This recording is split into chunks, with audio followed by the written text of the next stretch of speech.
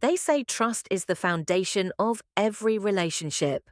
But what happens when that trust is tested, not by anger or distance, but by secrets?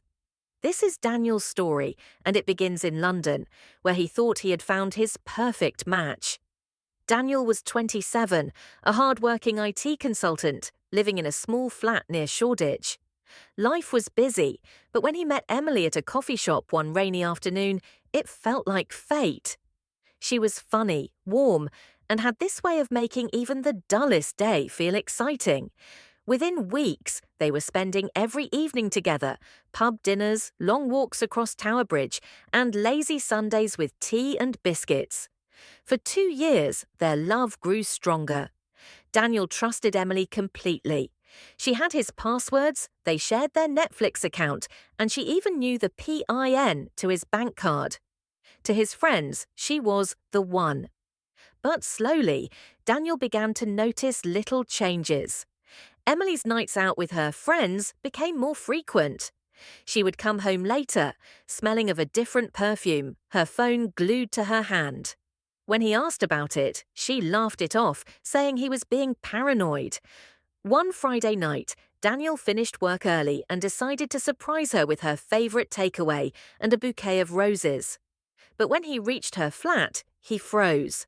Through the window, he saw Emily, laughing, drinking wine, with another man. Not a friend, not a colleague, but someone who clearly wasn't just a mate. Daniel's heart sank. Instead of knocking, he left quietly, his hands trembling as he held the roses. That night, he sat in his flat, staring at the ceiling, wondering how love could turn into a secret game. The next morning, Emily walked in, smiling as if nothing had happened. Daniel didn't shout, he didn't accuse her. Instead, he simply asked, "Who is he?" Her smile vanished. After a long silence, she whispered, "It just happened." I didn't mean to hurt you, but Daniel knew the truth. Betrayal doesn't just happen, it's a choice. And in that moment, he realized he deserved better.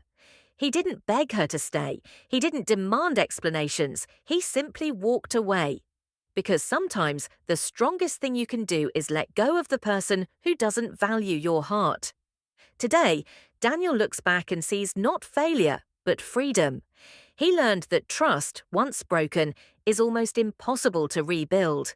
His confession is simple: love without honesty is just an illusion. So I'll leave you with this question. If you were Daniel, would you have forgiven Emily, or would you have walked away too?